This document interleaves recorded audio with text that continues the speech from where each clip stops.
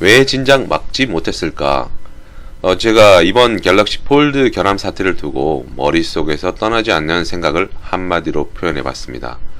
물론 리뷰어들이 꼼꼼하게 체크한 것도 있겠지만 누가 봐도 액정 자체의 문제는 그냥 넘어갈 수 있는 수준의 것은 아니었는데 이것을 왜 삼성에서는 그냥 놔뒀을까? 아무튼 이런 아쉬움이 남습니다.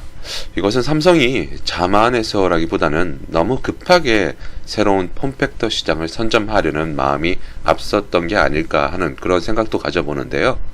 속속 드러나는 문제의 부분들, 이번 문제를 발견했던 리뷰어들이 아니더라도 그냥 봤을 때 우려스러운 부분들을 어렵지 않게 찾아볼 수가 있습니다. 제가 지난번 갤럭시 폴드 결함에 대해서 소개를 해드리는 영상을 제작했을 때 리뷰어들이 문제를 삼았던 사진을 갖다가 보여드린 적이 있습니다. 바로 지금 보이는 이 사진이죠.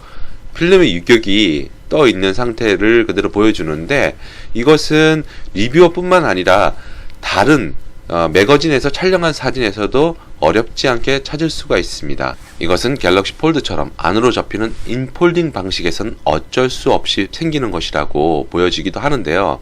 현재와 같은 스마트폰, 우리가 일반적으로 사용하는 스마트폰 말하는 거예요.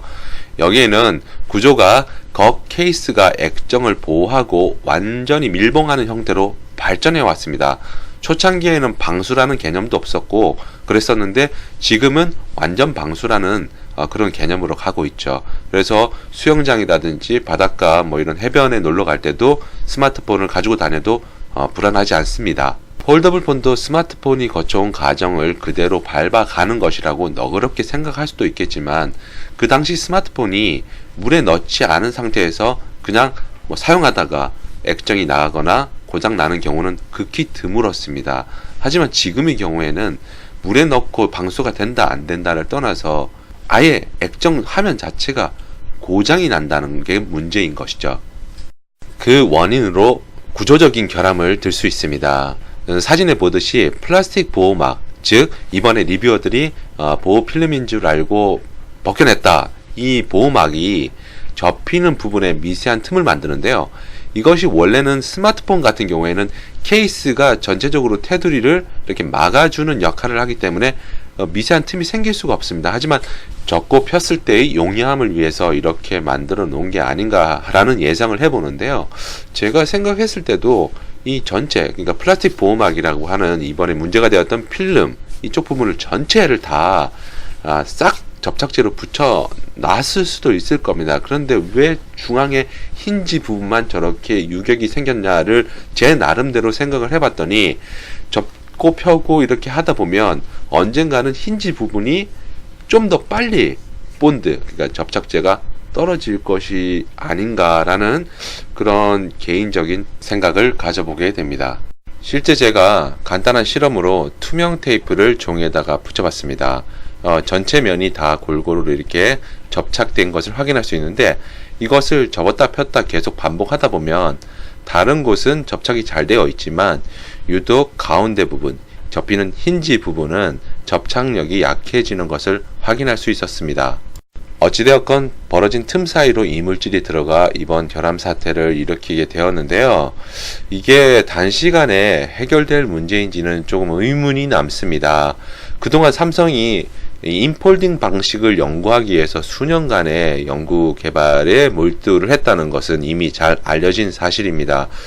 그런데 이런 구조적인 부분을 어떻게 단시간에 해결해 낼 것인지 사뭇 궁금해지는데요. 어찌되었건 삼성 측의 입장은 수주 내에 출시일을 발표한다는 그런 의견을 내놨습니다. 아마 자신감이 있기 때문에 이런 의견을 공식적으로 발표한 게 아닌가 싶은 생각도 가져보는데요. 아무튼 갤럭시 노트 7 배터리 폭발 같은 리콜 사태를 경험한 삼성으로서는 출시 후 일어나는 리콜 사태는 상당한 부담으로 작용할 수밖에 없을 것입니다. 자칫 기업의 존립을 위태롭게 만들 수도 있는 중대한 사안으로 번질 수가 있었는데요. 다행히 리뷰어들에 의해 문제점들이 하나둘 밝혀지면서 최악의 사태는 피한 것 같은데요. 오히려 지금 와서 생각해보면 리뷰어들에게 고마워해야 하지 않을까라는 그런 생각까지도 들게 합니다. 이런 삼성의 결정에 대해 해외 IT 매거진들은 아쉬움을 표하면서도 긍정적인 평가를 내놨다고 하는데요. 이런 영향은 삼성전자 홈페이지에서도 그대로 확인할 수 있는데요. 5월에 갤럭시 폴드가 나온다는 그런 광고가 현재는 사라진 상태입니다. 이번 갤럭시 폴드의 결함 사태로 인해서인지는 몰라도 그동안 주목받지 못했던 폴더블 폰의 단점, 이런 것들이 최근에 좀 더 부각받는 그런 느낌도 제가 살짝 받았습니다. 가장 대표적이라고 하면 가운데 힌지 부분에 접혀 있는 주름이 펴지지 않고 그대로 있는 상태에서 화면을 보거나 게임을 하거나 콘텐츠를 즐겨야 한다는 것인데, 신기하게도 영화라든지 게임을 할 때는 이런 주름이 나타나지 않더라고요. 이것은 추후에 제가 직접 한번 사용해 볼 그런 기회가 된다면 꼼꼼하게 확인해 보고 싶습니다. 언팩 행사에서 삼성은 내구성 확인을 위해서 여러 번 테스트를 거쳤다고 했습니다. 실제 이것은 영상을 통해서도 확인할 수 있는 부분인데요. 하지만 영상을 보게 되면 여기에 어떤 이물질이라든지 먼지라든지 이런 부분들이 전혀 배제된 채 오직 폴더가 닫혔다 열렸다 하는 그런 내구성 테스트만 이루어졌다는 것입니다.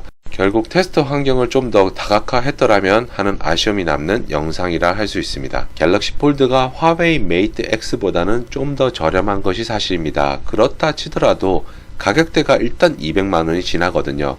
그러면 이런 고가의 제품을 소비자들이 손에 넣었을 때 만약에 지속적으로 고장이 발생한다면 이것은 보다 큰 문제이자 삼성 브랜드 자체에 대한 신뢰에도 영향을 미칠 수 있는 부분입니다. 그래서 추후 출시를 잡는 것도 중요하겠지만 먼저 꼼꼼한 확인이 이루어진 다음에 보다 완벽한 상태에서 출시가 이루어져야 할 것입니다.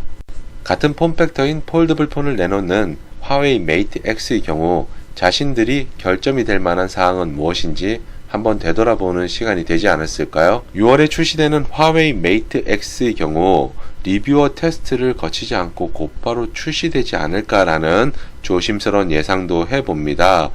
그네들이 워낙에 그런 부분에 대해서 민감하기 때문에 그런 선택을 할 수도 있는데요. 아무튼 삼성이든 화웨이든 이번 1세대 폴더블 폰은 쉽게 지갑을 열 것 같지는 않습니다. 좀 더 개선된 형태의 2세대, 3세대가 나온다면 그때는 제가 한번 지갑을 열어볼 생각을 가져보겠지만 현재로서는 이런 문제들이 계속 불거진다면 쉽게 지갑을 열 것 같지는 않습니다.